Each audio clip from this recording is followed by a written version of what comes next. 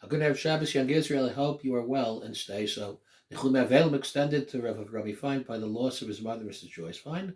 Rabbi sitting Teaneck through Wednesday morning. May Avrami and family experience nechama, consolation, and healing, beginning with Shabbos and moving forward. L'Arch Yom V'Shalom Tovim in good health.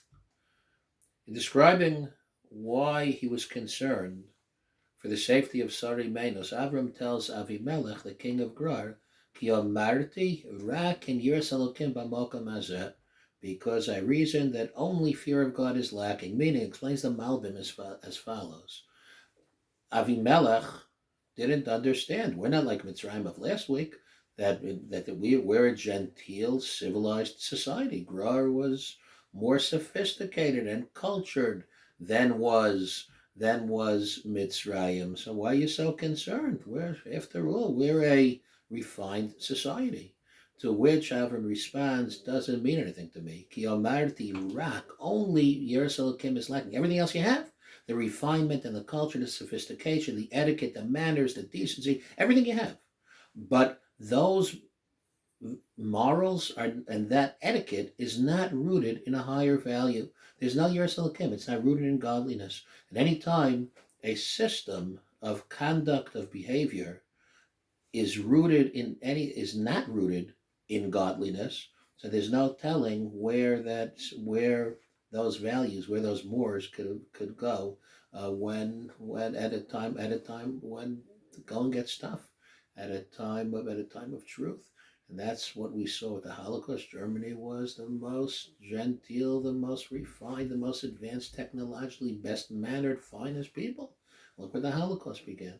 That's any time a system, a value system, is rooted in culture, is rooted in societal norms, and not in a higher ideal.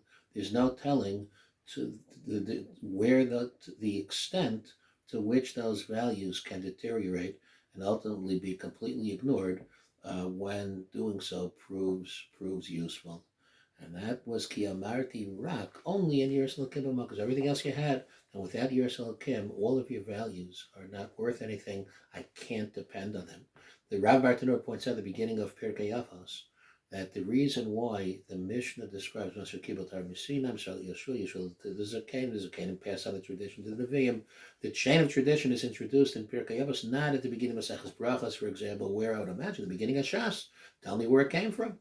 Why do we introduce the Kabbalah, the Masorah, the generation to generation, Moshe the Yoshua? Why is this introduced in Pirkei Avos, which is more than halfway through Shas? Explains to Rav Bartanura, that's easy. When it comes to Shabbos, Kashrus, HaMishpacha, of course there's a tradition. Otherwise, why am I doing this? Doesn't make any sense. But I might have thought that Pirkei Avos, the content, the subject matter is primarily Midos Tavos, proper character refinement.